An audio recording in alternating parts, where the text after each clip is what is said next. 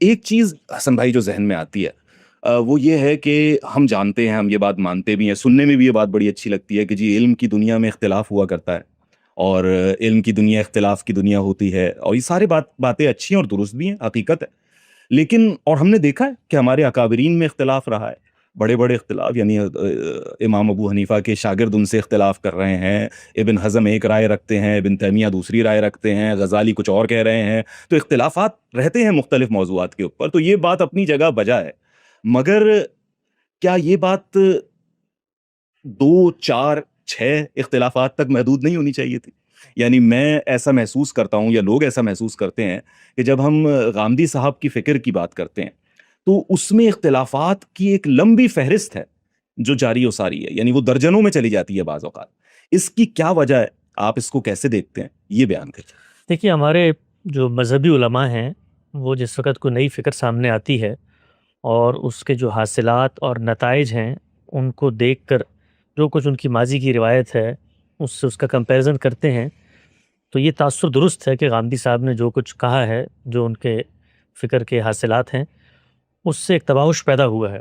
اور میں خود چونکہ مذہبی طبقے کے اندر سے اٹھا ہوا ہوں تو میں وہ انسیکیورٹی کو بھی محسوس کر سکتا ہوں اور حساسیت کو بھی محسوس کر سکتا ہوں. یعنی میں اس کو خیر کی جگہ پہ رکھتا ہوں، شر کی جگہ پہ نہیں رکھتا کہ اگر کوئی طبقہ یا کوئی روایت کسی نئی فکر کے بارے میں یہ حساسیت رکھ لی ہے کہ اس کے نتیجے میں کہیں جو دین کا مجموعی شاکلہ ہے وہ نہ بگڑ جائے، جس کو ہم نے اتنے لمبے عرصے روایت میں سنبھال کے رکھا ہوا ہے.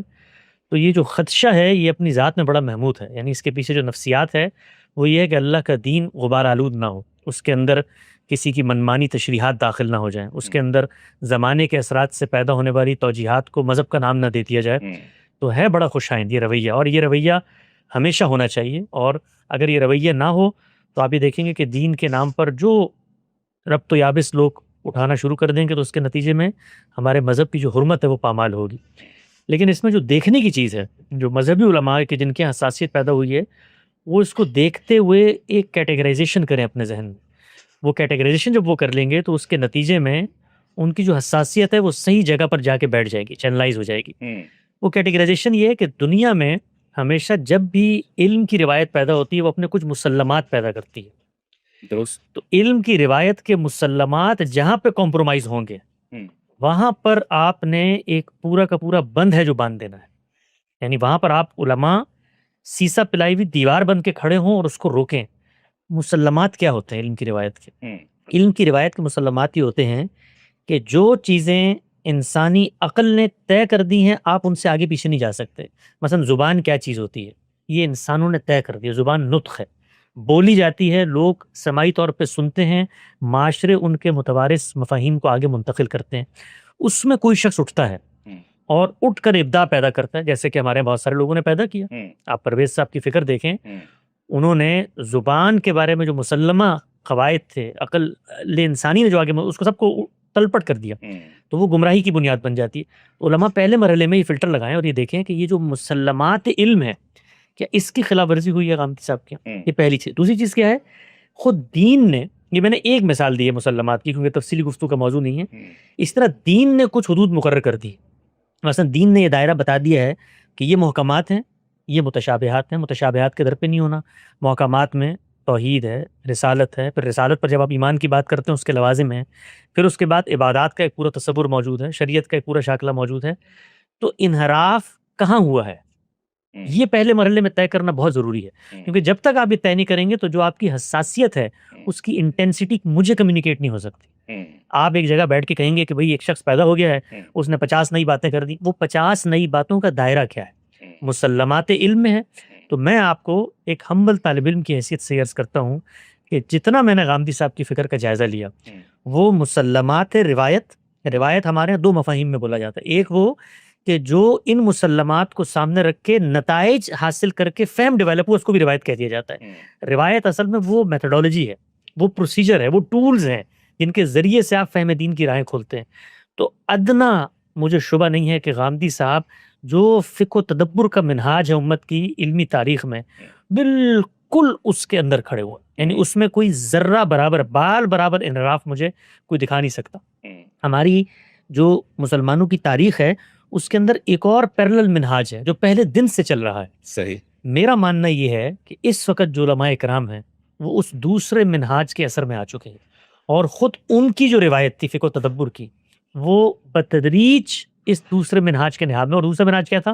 وہ سلفیت کا منہاج ہے. ظاہری اسکول آف تھاٹ. سلفیت ہمیشہ ظاہریت پیدا کرے گی, ظاہریت ہمیشہ انتہا پسندی پیدا کرے گی, انتہا پسندی ہمیشہ فرقہ واریت پیدا کرے گی, فرقہ واریت ہمیشہ خون خرابی کی طرف لے کے جائے گا. آپ اس کو لٹمس ٹیسٹ کی طرح امت کی تاریخ میں دیکھیں, خارجیوں سے اٹھائیں اور القاعدہ تک لے آئیں, اپروچ ایک ہوگی, نتائج ایک ہوں گے.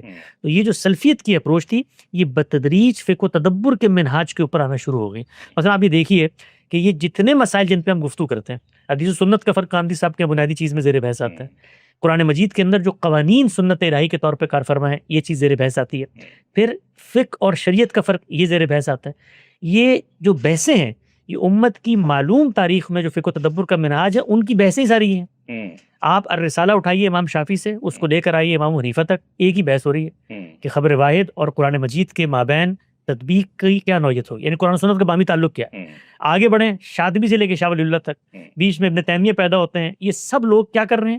انہی مباحث پہ گفتگو کر رہے ہیں. اور جو کچھ فہم کے نام پر, تاریخ کے نام پر, فلسفے کے نام پر, کلام کے نام پر, تصوف کے نام پر دین میں شامل کیا گیا ہے, یہ سب لوگ ان کو نکال کر اصل بحثیں یہ کر رہے ہیں. تو غامدی صاحب کا جو پورا ڈسکورس ہے وہ اصل میں تجدید کا ڈسکورس ہے. یعنی ان سے اگر ایک عالم ان کو جب سنتا ہے اور یہ توقع کرتا ہے کہ میں اس سے وہ گفتگو سنوں جو گفتگو میں اپنے محلے کے امام مسجد سے سنتا ہوں, تو بھائی آپ غلط آدمی کے پاس غلط سودا لینے آ گئے, آپ کو وہ چیز وہاں سے نہیں ملے گی. صحیح. آپ اگر یہ سمجھتے ہیں کہ میں اس آدمی سے مسلمانوں کے حقوق کے لیے اور جذباتی طور پہ یلغار کے لیے اور عالمی سامراج کے خاتمے کے لیے, آپ غلط جگہ پہ آ گئے. آپ جائیے دین کی سیاسی تحریک کے لوگوں کے پاس, آپ ان کے پاس بیٹھیں یہ سمجھنے کے لیے کہ وہ آپ کو وحدت الوجود سکھائیں گے, وہ آپ کو بتائیں گے کہ باطنیت کیا ہوتی ہے, وہ آپ کو بتائیں گے کہ کشف الہام کے ذریعے سے, تو آپ غلط آدمی کے پاس آ گئے نا.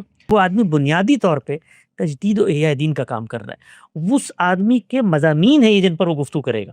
تو اس میں جو دلچسپ نقطہ ہے جس پر میں بات کو ایک جگہ تک پہنچاتا ہوں وہ یہ نہیں ہے کہ غامدی صاحب کے اتنے اختلافات پیدا ہو گئے. دلچسپ نقطہ یہ ہے کہ غامدی صاحب نے جن چیزوں کی نشاندہی کی ہے امت اس پر اصرار کر رہی ہے کہ اس کو بطور دین مانو, اور دین کے اندر اس کی بنیاد نہیں پائی جاتی. میں آپ کو ایک جملے میں بتاتا ہوں کہ میں نے اپنی زندگی کے 20 سال اس منہج کو پڑھنے میں گزارے ہیں. ایک ایک اختلاف کو جو غامدی صاحب کے پیدا ہوا ہے اپنی علماء کی مجالس میں رکھا ہے, علم کی ہائر سطح تک لے کر گیا ہوں. ایک جواب ملا ہے مجھے اور وہ ہے اجماع امت. اس پر امت کے لوگوں کا اتفاق ہو گیا. وہ ثابت ہوتا ہے اجماع امت, نہیں ہوتا اس کو چھوڑ دیں. بنا استدلال کیا ہے؟ اجماع امت. اور یہاں بنا استدلال کیا ہے؟ قرآن و سنت. تو قرآن و سنت کیا ہے, اس کو اپروچ کیسے کرنا ہے, قرآن کو سمجھنے کے اصول کیا ہیں, وہ غامدی صاحب نے اپنی میزان کتاب میں لکھے. اس پر گفتگو کر کے بتائیں کہ یہاں پر یہ چیز الٹ گئی ہے. قرآن کی حیثیت کیا ہے یہ خود قرآن سے انہوں نے بتائی ہے. وہ میزان ہے, وہ فرقان ہے, وہ حکم ہے, وہ مہیمن ہے. اس کی کسوٹی پہ ہر اختلاف کو پیش کیا جائے گا.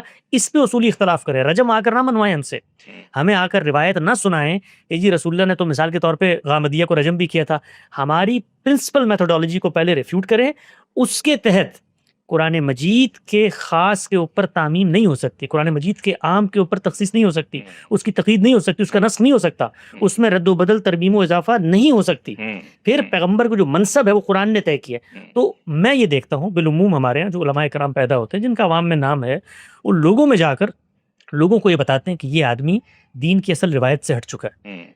مجھے یہ لگتا ہے کہ یہ اسٹیٹمنٹ اس وقت انسان دیتا ہے جس وقت دین اتنا محکم بنیاد پہ کھڑا ہے کہ آپ کو یہ کہنے کی ضرورت نہیں ہے. آپ قرآن اور سنت پیش کریں, وہ آدمی آپ سے آپ ختم ہو جائے گا. جب آپ یہ کہتے ہیں تو یہ سیاسی نعرہ ہے, یہ علمی گفتگو نہیں.